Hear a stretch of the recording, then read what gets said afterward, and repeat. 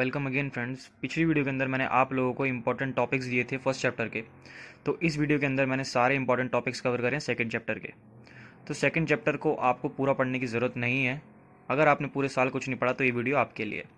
तो सबसे पहले तो हम एसिड बेसिस एंड सॉल्ट्स की जब बात करते हैं तो एसिड्स बेसिस एंड सॉल्ट्स के अंदर जो सबसे पहले इंपॉर्टेंट आता है, तो हम सबसे पहले इसका क्विक ब्रीफ ले लेते हैं कि एसिड्स और बेसिस होते क्या हैं। तो सबसे पहले हम एसिड्स की बात करते हैं तो वो सॉर इन टेस्ट होते हैं। बेसिस हमारे बिटर इन टेस्ट होते हैं। एसिड्स हमारे लिटमस जो कि एक नेचुरल इंडिकेटर है, उसको ब्लू से रेड में कन्वर्ट कर देते हैं, यानी ब्लू से रेड में चेंज कर देते हैं। और बेसिस हमारे नेचुरल इंडिकेटर लिटमस को रेड से ब्लू में चेंज कर देते हैं। एसिड्स हमेशा आपको H+ आयंस देंगे एक्वस सॉल्यूशन के अंदर, और वहीं बात करें हम बेसिस की तो वो OH- आयंस हमारे को देते हैं। एसिड्स के एग्जांपल्स हम देख लेते हैं। सिंपल एसिड जो थोड़े स्ट्रॉन्ग एसिड्स हैं वो है HCl, H2SO4, HNO3। बेसिस की बात करता हूँ तो स्ट्रॉन्ग बेसिस में जो आते हैं वो है NaOH, KOH, CaOH2। ये हमारे कुछ इंपॉर्टेंट और स्ट्रॉन्ग बेसिस हैं।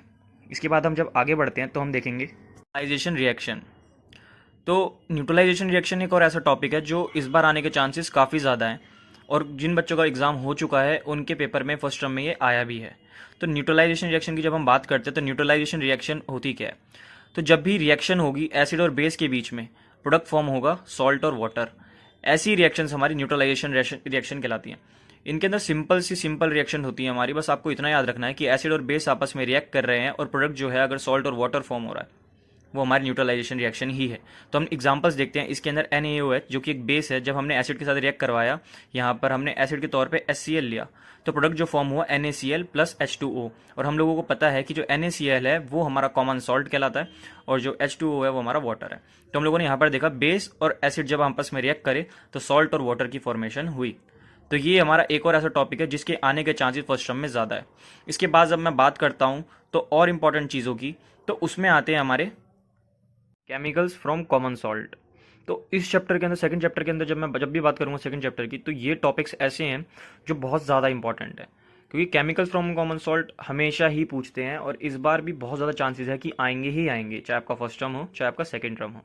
तो आपको ये टॉपिक्स नहीं छोड़ने हैं। ये 5 तो आपको ऐसे रट के जाने हैं, क्योंकि वो आपसे पक्का ये वाली बात पूछने जाना है। और अगर आपने पूरे साल कुछ नहीं पढ़ा है तो आप इन टॉपिक्स को ज़रूर पढ़ना, इन टॉपिक्स को बिल्कुल मत छोड़ना।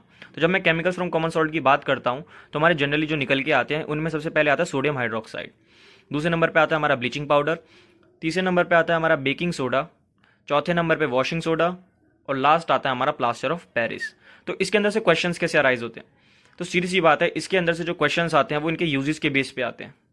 वो आपसे इनके यूजेस क्वेश्चन में दे देगा कि इनको ऐसे ऐसे यूज़ किया जा रहा है। आपको फिर बताना पड़ेगा कि ये कौन सा कॉमन सॉल्ट है हमारा, तो आपको यहाँ से फाइंड करना पड़ेगा।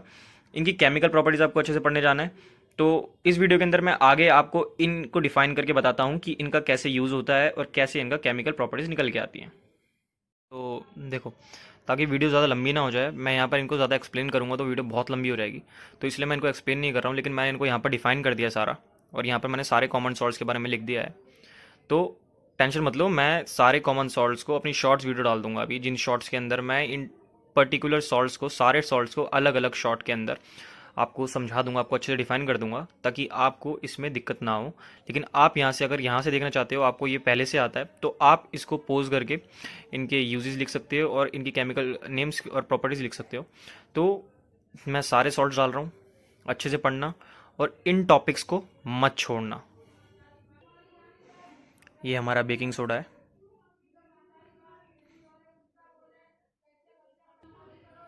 और ये हमारा है वॉशिंग सोडा। वीडियो को पॉज कर सकते हो और आप इसको या तो स्क्रीनशॉट ले लो अगर आपके पास कहीं रिटर्न में नहीं है, वरना आप यहाँ से देख लो इनके यूजेस और इनकी केमिकल प्रॉपर्टीज़। और ये हमारा लास्ट सबसे ज़्यादा इम्पॉर्टेंट, प्लास्टर ऑफ पेरिस। तो इसको आप अच्छे से करके जाना, इसको और ब्लीचिंग पाउडर को जनरली आप ज़्यादा अच्छे से देख के जाना, क्योंकि मेरे को सबसे ज़्यादा चांसेस जो ब्लीचिंग पाउडर और प्लास्टर ऑफ पेरिस के ही आने के लग रहे हैं। तो ये दोनों टॉपिक्स आप मत छोड़ना, और टेंशन मत लो, सारे एग्जाम्स बढ़िया जाएंगे आपके। एग्जाम्स के लिए आपको ऑल द बेस्ट, और अच्छे से प्रिपेयर करो, सब कुछ अच्छा होगा। नई वीडियो जल्दी ही आएगी, और इनके जो सॉल्ट्स हैं ये भी मैं आज आपको शॉर्ट्स के माध्यम से सिखा दूंगा जल्दी। Thank you for watching the video, और कोई भी ऐसा टॉपिक जो है आपको जो समझना है, या आपको किसी भी ऐसे पर्टिकुलर टॉपिक में साइंस के 9 10 आपको कुछ भी दिक्कत है, तो आप कमेंट करके मुझे बता सकते हैं। मैं आपका कमेंट्स की बेसिस पर वीडियो जल्दी डाल दूंगा। हर एक पर्टिकुलर कमेंट बहुत मैटर करेगा।